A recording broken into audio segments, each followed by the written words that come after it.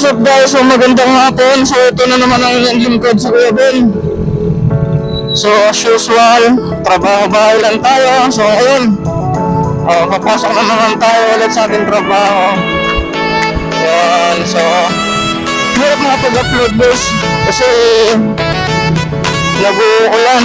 Alam nyo naman yung panahon ngayon. Kaya yun, subukan natin na makapag-upload ulit ng panibagong video. A few moments later. Teka lang nga guys ha, papagas lang tayo guys. Boss, 100? 100 pula.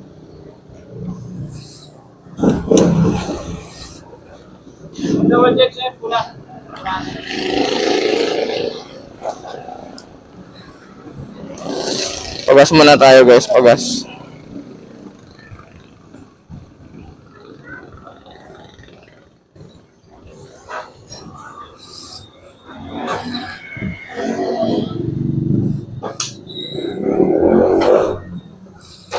So, hirap din makapag-upload kasi ng video ngayon. So, yun guys. Okay na. So, tara. A few moments later. So, ganito kasi guys. Dumaan pa ako ng Santa Rosa. Santa Rosa ba yun? Yung meet up namin guys. Sa Shell. Kabuo pala, sorry. Gago! So yun, sa Kabuya ako doon, meet up kami. Then doon, take off kami, punta kami ng Guagua, Pampanga. So may natinan lang kami guys na charity. Kailan matagal na yun? Kailan ba yun? March pa yata o February, hindi ko na matandaan. So yun, in-upload ko na rin yun sa Facebook dati. So yun, may natinan kami doon natinan kami guys na charity. Tapos pagkatapos nun, so dumiretso kami ng Mount Samat. Ayan guys, kung nakikita nyo sa video, yan. Yan guys, tignan nyo lang dyan. Yan, so bumiyay kami ng Bataan. After nung kami nagwagwa. So, may get 5 hours. So, mula kasi dito hanggang Guagua, Pampanga, inabot din kami ng sabihin natin 4 na oras. So pagdating doon sa Guagua, so palipos lang ng tanghalian, then diretso kami ng Mount Samat, Samal, Bataan. So yun. A few moments later. Gusto nyo ibiyahe ng malayuan yung smash ninyo guys, huwag kayo guys matakot. Kasi talagang tatagal at tatagal yan guys. So yun, yung iba nga minsan kahit hindi kondisyon yung motor, nabiyahe pa rin sila. Mabiyahe sila ng malayo. Yun, what if pa kaya kung naka kondisyon yung motor natin. So yun, isasuggest ko, okay to guys kahit sa malayo ang biyahe. Pero kung babiyahe naman kayo guys ng asin talagang malayo na umaabot ng 8 oras, pwede kayo magpahinga at least 30 minutes. Para hindi naman masyadong mainitan yung makina guys. Yan. A few moments later. Hindi maganda pagdating guys sa motor. Kasi okay naman yung biyahe namin. So wala naman naging problema. So yun nga. Partida, naka slim tire tayo. I-reveal ko sa inyo yung parts ng motor natin. So naka slim tire tayo kasi. So ito rin yung gamit ko guys nung nagbataan ako. So nung bumiyay kami guys ng Bataan, naka-slim tire tayo. So kung hindi ka sanay sa mga likuan, sa mga biglaang liko, medyo delikado guys. Pero kung medyo sanay ka na sa pagmamotor, wala naman guys problema. Yun. So naka 4590 kasi tayo nun. Talagang asin, so konting mali mo lang. Konting mali mo lang talaga sa likuan. Talagang makukumba ka. Nahihirapan ka talaga.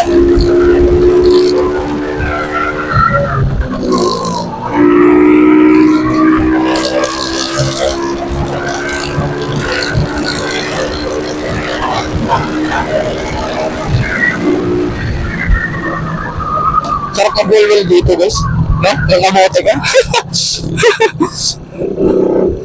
Pero siyempre, baka mga makatali tayo ng mga ibang subscriber viewers Gago! natin yan. Baka sabihin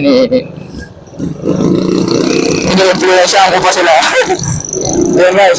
A few moments later. Yan. So, huwag nyo nang gayahin nyo sa akin. Pang street bike yung gulong ko guys. Tapos pinandi-daily ko pa. Ano ba yan? Gago! Ano? Ilang araw-araw ko guys na biyahe. Naka 45.90 ako, di ba? Sira ulo talaga. 45.90 sa unahan. Tapos 60-80 sa likod. Imagine niyo yan guys. Kung ikaw talaga hindi ka sanay sa likuan, nako, talagang dudulas talaga yung motor mo kung hindi ka sanay. Yun. Pero siyempre, dapat medyo control din sa pagpapatakbo. So alam mo naman natin siyempre pag mga ganitong mga city, so expected mo na talaga na maraming sasakyan. So medyo control din tayo sa pagpapatakbo, lalo sa mga ganitong lugar guys. Yan. Kasi hindi mo alam, bigla na lang guys na lumulusot. Yan. So dito tayo ngayon sa Carmona.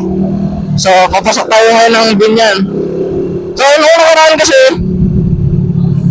sumorkat tayo guys, dito tayo dumaan sa kabila. So nag-take the part tayo. So ngayon, hindi naman tayo masyado nagmamadali, maaga pa naman. So dito tayo, mag-highway tayo ngayon guys. Dito tayo daan sa highway, so magbabayan-bayan tayo. So maaga pa naman, anong oras ba? Alas ay, tumingin ako sa relo ko, wala pala akong relo. Sorry. Sira ulo ka talaga Kuya Ben. Yan. Maiba tayo guys.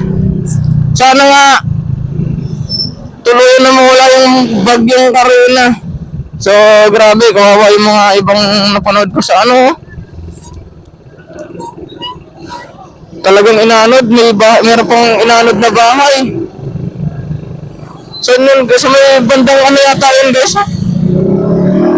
Sa may bandang Valenzuela yata yun. So grabe, yung buong bahay guys, inanod. So kawawa, so ingat-ingat po tayo guys. So dito kasi sa lugar namin, bandang Cavite, Laguna. Yan, so hindi masyadong bakayin kasi dito guys. So thankful pa rin kami. So kung bumahaman dito guys, saglit lang. Tsaka mabilis sumupa. Ayan, tsaka mataas kasi yung lugar na to guys. Mataas ang lugar na to guys. Kaya pag binaha ang Cavite, sigurado lubog na ang buong Metro Manila guys. Guys, totoo yan, nasabi ko sa inyo. Pag binaha ang buong Cavite, naku po, hindi nyo na makikita sa mapa yung Metro Manila. Kasi mataas tong lugar na to guys. Sobrang taas na tong lugar na to.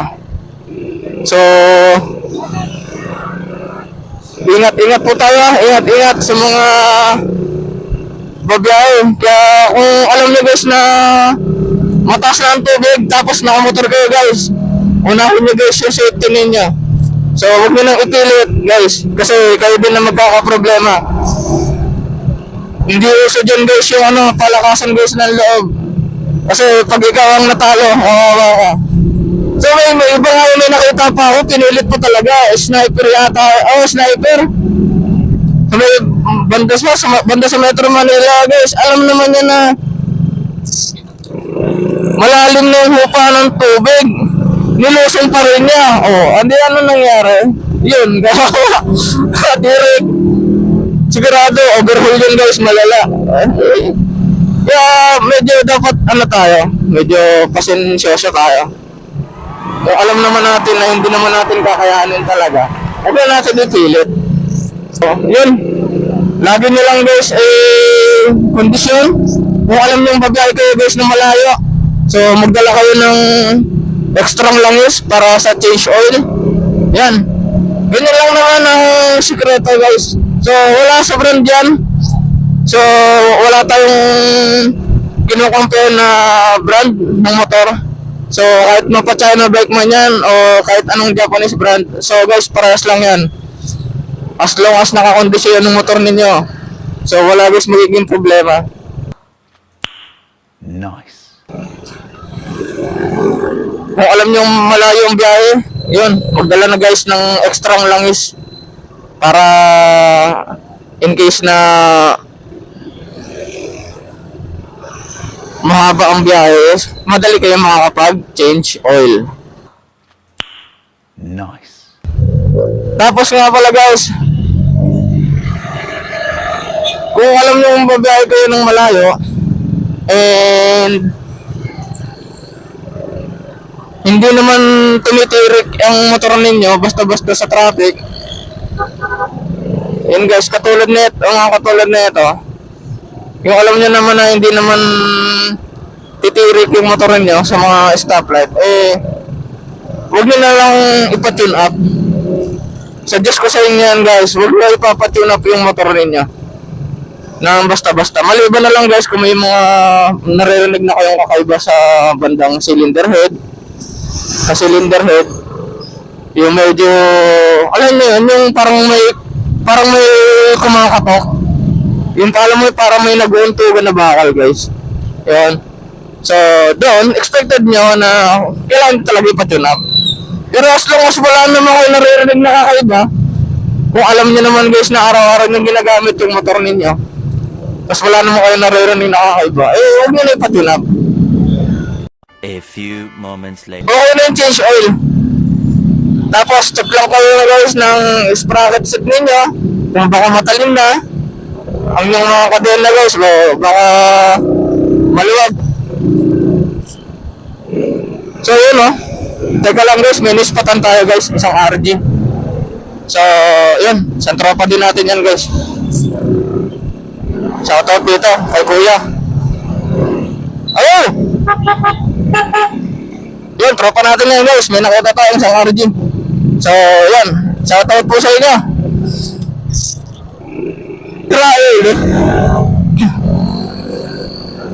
Sira ulo no, traffic pero nagalaw sa sakyan. Hindi traffic yun guys. A few moments later. So ako tuloy, para na rin tuloy ako naglalong ride kasi araw-araw akong ginagamit. Araw-araw akong ginagamit. Hindi para na rin ako naglalong ride alas araw-araw. Yan. Sana ma-experience ulit, makabiyahe ulit tayo ng medyo malayo. So, taga Baguio. Yan. Sana may free time tayo. Tsaka, syempre, budget na rin. Oh, guys, wala akong budget, guys. Buti kung sponsoran nyo ako. Kahit sa linggo rin mismo, babiyahe ako ng Baguio. Yan. Hindi sa inyo, nung bumiyahe kami ng Bataan, ay grabe guys. Mabilis siya kung sa mabilis sa arangkada at saka sa patag, pero pagdating sa kurbada guys, naiiwan tayo. Kasi nga, hindi tayo pwedeng bumangking, bawal yun. Hindi pwede ibangking tong motor natin guys. So, pag niliad natin tong motor na to, talagang sasabit yung rim natin. Hindi ko lang guys mapakita sa inyo kasi nasa biyahe tayo. Pero guys, ako nagsasabi sa inyo, manipis tong gulong ko. As in manipis na manipis. Alam niyo, yung parang pang drag race, yung ganun yung motor ko. Yung style ng gulong ng motor ko. Ayun ko ba? Ba't naisipan ko kasi itong gulong na ta? Yan. Tapos pinandi-daily ko lang naman. Yun yung uling biyahe kasi namin sa Bataan. So hindi na ako nagpalit ng gulong guys. Ito na yung ginagamit natin hanggang ngayon. So yun, hindi pa naman tayo nagpapalit ng interior, okay pa naman. Hanggang sa anong buhay tayo. So manipis lang talaga. Kaya mahirap sa mahirap. So yun guys, update ko kayo sa sunod. Baka makabiyahe tayo ng Baguio. Yan, makabiyahe tayo pag walang pasok. At syempre, pagka may budget na rin. Tapos guys, comment lang kayo guys sa baba kung anong gusto nyo i-review natin about sa motorcycle, lalo na sa mga naka-smash. Kung may mga tanong kayo guys na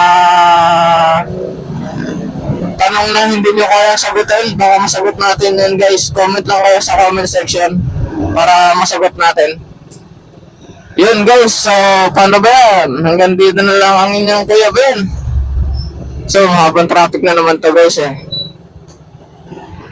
So sa mga hindi pa nakasubscribe yan, pasubscribe naman mga tol, mga sir, mga ma'am, para updated kayo sa panibagong video na i-upload natin, okay?